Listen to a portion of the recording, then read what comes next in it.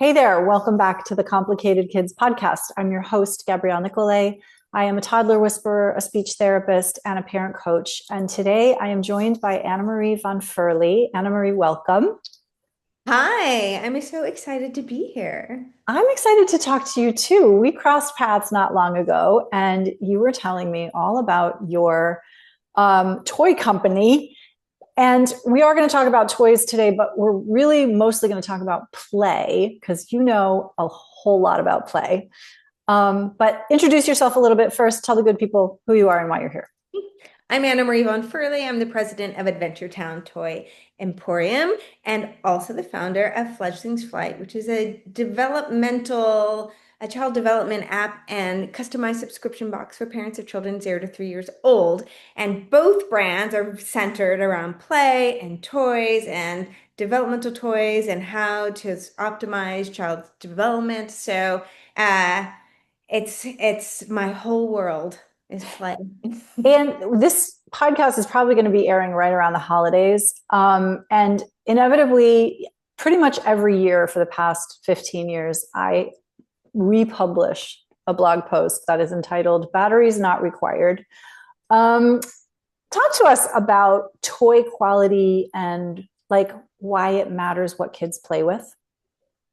Well, there's lots of different angles that I can approach. You can do the toy safety issue. So I could talk about how why you should not be buying less expensive toys from websites that sell them for very cheap, which I know is very, very tempting because of the price, but know that these toys are not tested. So they're coming from other countries. And while our Adventure Town really promotes the fact that we have toys from 38 different countries, all of our toys are te safety tested. But when you're buying from Temu or Shein or even Amazon, those toys, like if the price is really low, then that's a red flag that these are probably not safe. So that's one thing to know.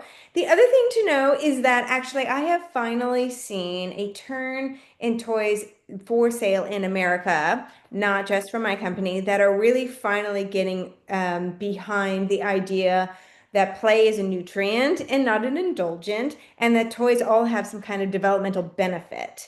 And Adventure Town's mission is to cultivate children's curiosity by learning through play, right? So we have toys for kids who are really interested in like engineering and tinkering, and we have stuff for that are for the kids that are going to be future scientists. We have kids that are going to be toys for kids that do arts and crafts, so designers, and Imagine to Play for those storytellers, and developmental toys. And for a really long time, because I have a degree in wooden toy design and construction. And in the 90s, when I got that, like child development and like toys, like never the twain shall meet, right? So there was like it was a radical idea that play was beneficial because academics were beneficial and play was cake and ice cream and candy, and it should only be indulged in the holidays or birthdays. And other than that, shouldn't be because we need them to be little adults that are great workers.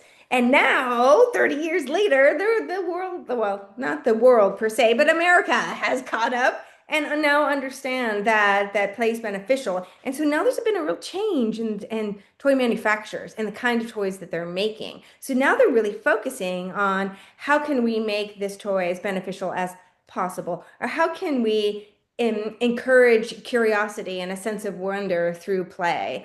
And so I now see like fewer mass market toys where it's really just plastic and cheaply made, and mostly focused on Imagine a Play, but not thought behind it, just, G.I. Joe, Barbie, that kind of thing. But actually having toys that are exciting, that'll get kids really love to learn, build developmental skills, and whatnot. So I've seen a lot of that in the last 9 years that I've had my business, but in the last 30 years has been a total transformation from what was being offered in the early 90s for kids and what is being offered now. It's so interesting. As you're talking, I'm like, oh, yeah, remember baby Einstein videos? Yes. Come to find out, and flashcards. Oh my goodness. And it's actually so interesting because also as you were talking, I was like, yeah, there are I do see a fair number of parents who are coming to me being like, what kind of flashcards should I do with my kid? No kind of flashcards. No, no, thank you. Not even for language delayed kids, not even for any kids. Okay, what is it from birth to 3 in particular, from your perspective? Like, why do we need quality playthings? Well, your people may or may not know that 80% of the brain is developed in the first 3 years of life. So it's actually the most critical period of time to build those neural connections in the brain. After the age of 3, it's a use it or lose it. The brain starts pruning connections that aren't being made. And then the next 10% is between 3 and 5, and the last 10% is between 5 and 21. So think about your entire child's academic career is between 5 and 21, and that's only 20% of the brain. But the 80% is from 0 to 3. And that's your most critical point, right? So that's why you need developmental toys. And what are those? Those are toys that children play with. They're not academically based, but as they play, they're learning things like fine motor skills, which will help them with their pencil grasp and writing skills. Very important today because screens and tablets are very, very bad for building pencil grasp. So kids need to touch things. They learn by touching, and that creates those neural connections in the brain. So we have, toys that are cognitive development, so brain development, so matching shapes, sizes, and colors, recognizing those, as well as toys that help with gross motor skills, like pounding toys. There's also toys that have sensory feedback, like musical toys. So cause and effect, also cognitive development. Lots of different games that also are good for fine motor skills, like the pincer grasp, to be able to pick things up between your fingers, super important. So like recess puzzles, peg puzzles, that type of thing. But then also that's cognitive development too, because it's shape matching and pattern matching. Shape sorters are amazing. And the thing that's exciting about now is that there's so many more developmental toys available on the market, and sometimes developed by pediatric occupational therapists, physical therapists. So they know exactly the kinds of exercises that they do with their kids, and then they create the product in order for children can do it. And even as young as little teeny tiny babies, they also have developmental toys, and especially when they're very young, it's through the mouth. That's where they're making this connection. So teethers, different shaped teethers, like all of that helps with strengthening those muscles for eating solid foods and speech development. So even your teeny tiniest little guy, like there's things that you can give them that will help them optimize their development. It's so hard to imagine. I mean, as you're talking, right, 80% of the brain is happening between birth and 3. Like, and I think we don't often stop and take a look at this because, number one, parents are tired. Number two, it goes by very quickly, even though the days are long, the years are short, blah, blah, blah. But like, to think about, and certainly babies are not coming in as like clean slates. They come with capacities to learn given the right set of circumstances. Okay, fine. But in those scenarios, like the amount of neurological activity that's happening from, for example, a baby over and over. So a 4-month-old who just figured out, oh, wow, there's like things at the end of my hand. And now, oh my God, if I do this, bring it closer to my mouth, I can like suck on my fingers or suck on a rattle. And then they're doing that hundreds, if not thousands of times to build that practice. Like the reason this podcast is called the Complicated Kids Podcast is because child development is so complicated, but we don't think about it until something's not going well. Right. Because it looks so easy. But just because it looks easy does not mean there's not a whole lot of stuff going on underneath the surface. And all of these neurological connections are being made through physical movement, through manipulating toys and dump and fill. Dump and fill is like my favorite developmental stage. It's like the best. We fill it up, we dump it out. We fill it up, we dump it out. Water, sand, pegs, whatever, balls, doesn't matter. actually, just from my own curiosity, what toys do you have that involve this like dump and fill kind of stage? I'm trying to think. Okay, so we have, well, a lot of them are more open-ended play, so different kinds of buckets and whatnot. So they Mm-hmm. don't actually have a ton of products that do that specifically, but there is this one product that's out today that has not around this season, Mm-hmm. where it has to do with ping pong balls in air, right? So you put the ping pong balls out and it shoots it out, and then you put it back in, phew. And so there's different ways. So it can be for younger kids that are going to chase that ball and then come back and put it in, and chase the ball and put it back in. Or it could be for older kids who make these tubes in different configurations to shoot them off into a bucket, or to like shoot them back into themselves, or into another tube that goes, feedback loop and that type of thing as well. So there are other ways of doing that. There's Mm-hmm. also like the banging toys as well. I mean, it's not a feeling thing, but it's a repetitive motion of doing something. Now the ball is not where it was before. Now I have to go retrieve it and put it back into the holder and then whack it again in order to make this continuous cycle. Or like little pegs that you push down and they pop out, and then you have to pick them up with your fine motor skills, cognitive eye-hand coordination, get it back in the hole, do it again, and then you have this pleasure of like, it's silly, it flew out, now it flew out this way, now it's flying out that way. Now so that is like this, what's the word I'm looking for? When you want to do something Mm. because you enjoy it, is called, Oh, cause and effect. no, but it's No, but intrinsic motivation. oh, That's the word. yes. Yeah, yeah. Okay, I'm so glad you brought that up. Intrinsic motivation. In other words, I really like this. I want to keep doing it. Um, Talk about simplicity versus complexity in individual toys, and like, and where I'm going with this is like what adults think toys need to look like or be or do versus what kids developmentally benefit from kid toys doing or looking like. Yes. Well, I what comes to mind to me are those noisy toys that you push a button and it makes music or it makes a sound or whatever. Like, first of all, they're often too loud for children's ears and it can cause damage, and it also will make you psychotic as a parent. Listen to that over and over and over again. Mhm. And the thing is, you don't need those kind of noisy toys. Like the kid is going to want to play with things just because when they do something, something happens, and they're like, "That's crazy. I want to try that again," because like, who knew that was going to happen? And their working memory, which is remembering things that happened recently, is very short, and they forget things. And so a lot of times it's exciting over and over again because they've already forgotten what happens until they build that development. So things that I avoid are noisy things that take batteries. There's for your children under 3, there's no batteries. You shouldn't, if your thing needs a battery, then throw it away because your kid doesn't need it. Like, uh, just as a simple thing of like you were saying, just like the dumping, the filling and dumping.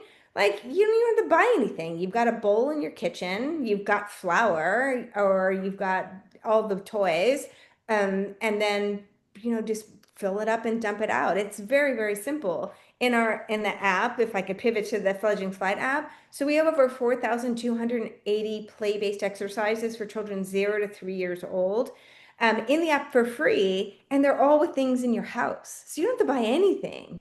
It involves your measuring cups, your spoons, your bowls, pipe cleaners or pump, like things that you're already going to have in your house. Mhm. So you don't have to buy anything. So that's how simple it can be. Like, you don't even need instructions. You can just give them access to, and putting just lids on pots, right? That's like understanding different sizes. And then it's for communication. You're learning about small versus smaller, smallest, small, medium, large, large, larger, largest. So there's like, even with just the cognitive matching the sizes, the eye-hand Mhm. coordination, there's language development happening as well.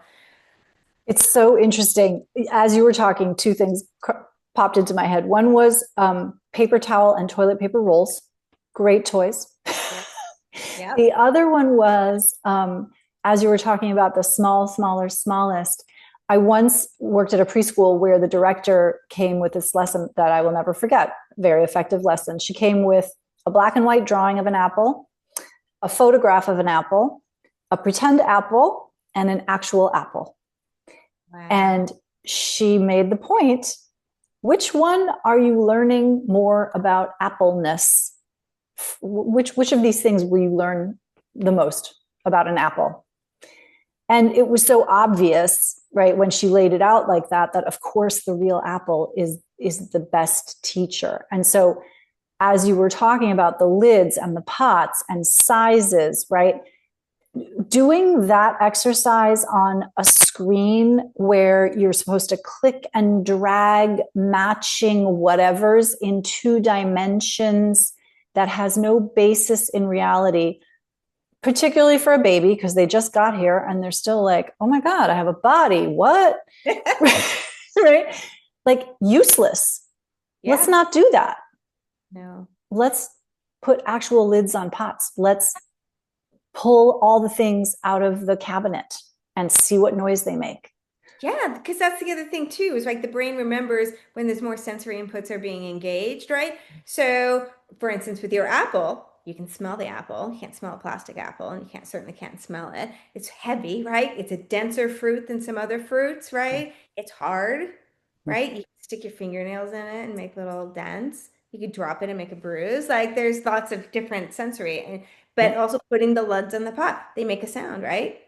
So then there's a different recording right there into the brain of like that experience. And different lids on different pots are going to make different sounds. And so that's a whole nother sensory experience right there. And kids need to learn to use their hands, not just their index finger. Yeah. Okay, I really want to hammer this home. I am totally beating a dead horse here, but back to your comment. Play is not, what did you say? Play is a nutrient, not Yes, an it indulgence. is. Okay. Spell it out again, because I know we've been doing it. Take these pots, take any kind of like, why?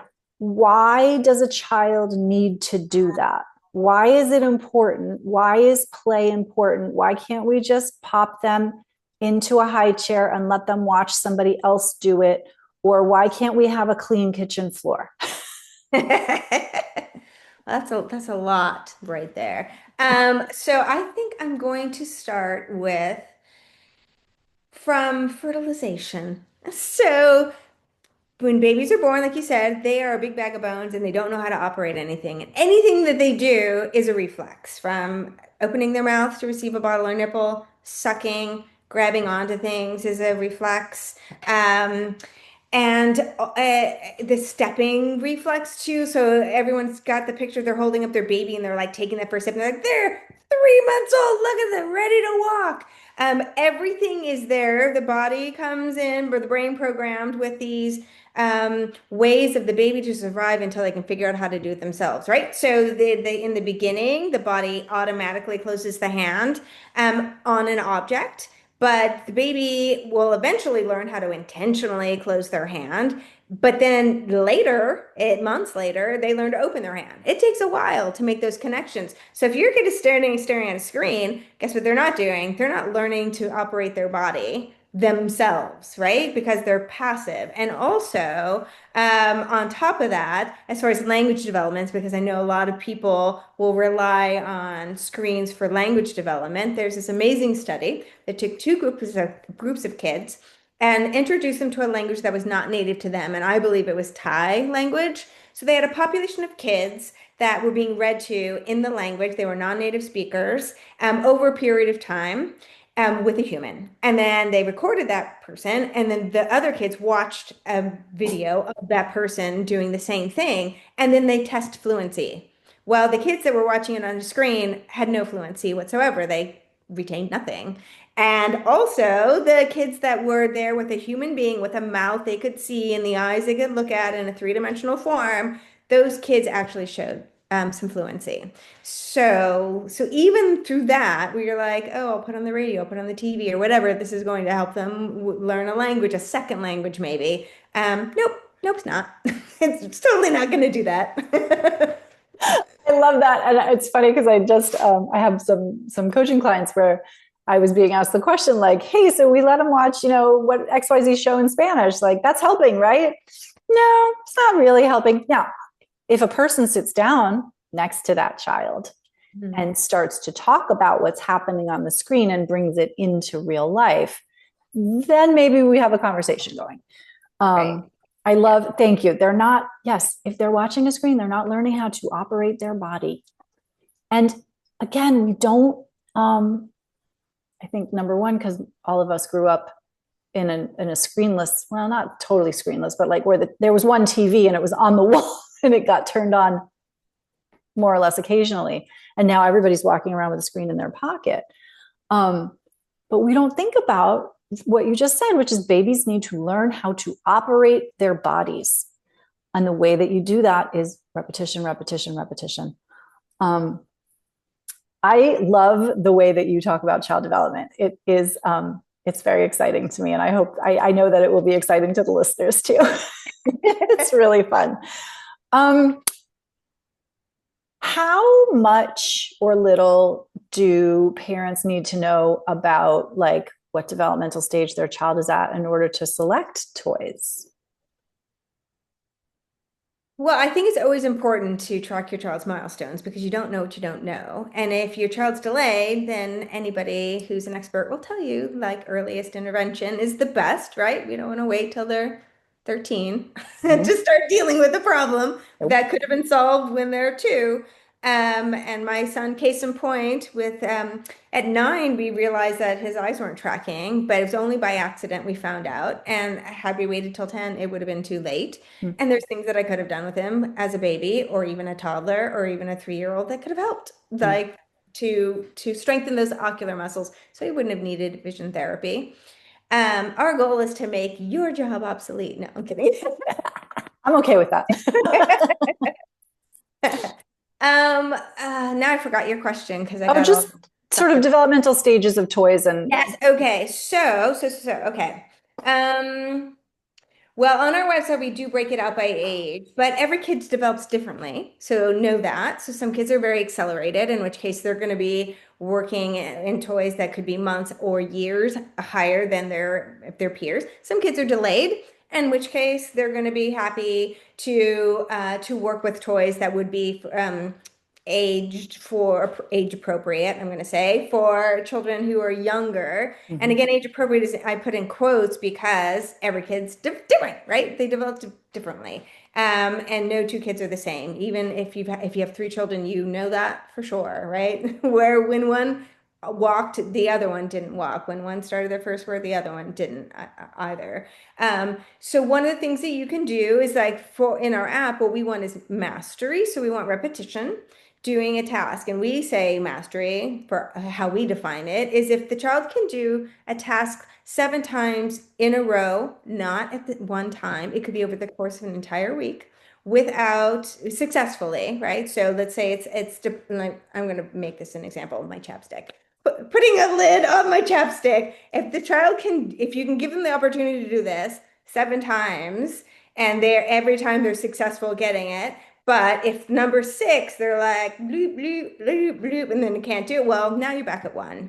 So that's how we define mastery. And then you move forward, right, with the next kind of task. So the way that you can determine whether or not the toy for your child is developmentally appropriate is you give them the toy. If it is easy for them to solve, let's say take the pieces off a recess puzzle and then they put them back in and they do it relatively quickly. And they're able to do that 7 times in a row over the course of time, not in one sitting. Then you can say this is developmentally beyond them, or they're beyond this particular toy. And now you Mhm. can move on to something more sophisticated, maybe a Mhm. shape sorter that has not only different shapes, but maybe they're at different angles, right? Mhm. So we have one that has 3 sides. So it's a square, a circle, and a cube, but not really a cube, secretly not a cube. And then the top, it has the traditional shape, right? A square, a circle. And if you hold it the right way, these wooden things will fit in there. But at some point in time, that's going to be really easy. But Mhm. the crazy thing about this is that your triangle if you turn it this way, is a rectangle, right? So like, whoa, mind blowing. A shape can be two different shapes. How is that happening? Right? And then your circle is like a tube. If you turn it this way, oh, it's a rectangle also. So now they're learning something even new. And then the other thing that's great about it is that they have those shapes that they have to sort it into are both vertical and the other side is horizontal. So now we're learning concepts about horizontal and vertical. And the other thing that why I said secretly not a cube is it turns out that that cube, if you put it in the square shape, will not fit into the rectangle when you turn it sideways. I love it. Okay. If I know that listeners will have gotten a lot out of this conversation, but one of the major takeaways is this is actually more complicated and more important than we think. Play is very important. Um, Annamarie, if people want to learn more about you and your toys, what do they do? You can, well, there's different ways. Our website is adventuretowntoys.com, and there we have toys in six different developmental categories, or six different categories. I'm going to say developmental toys are fledglings, so 0 to 3, and then from there they're segregated by interest. So we have makers for your engineers, and scientists will be scientists, obviously. Designers are going to be arts and crafts kids. We've got directors for your kids that like to do imaginative play and storytelling. And then we have thinkers, and those are the kids that like puzzles and games and brain teasers. And so you can shop there. We also have a live chat. So if you have any questions about what might be appropriate for your 4-year-old who loves dinosaurs, then we can certainly help you with that. And then, of course, we are on all the socials. So on Facebook, we're Adventure Town Toy Emporium. And then on Instagram and TikTok, we are Adventure Town Toys. And what else? And then for Fledglings Flight, for those parents who have children that are under 3, fledglingsflight.com will give you lots of information about the boxes. And then we have also gift membership. So if you know somebody with a little, then you can also gift them something that's actually going to help them developmentally for the holidays, right? So you can actually help them be on their optimal developmental journey for them. Love it. And what was the app again? The app is app.fledglings with an S, flight.com. Cool. And we will link to all of that in the show notes. Annamarie, it's such a treat to talk to you. Thank you. Yay, I wish it were longer. Yeah.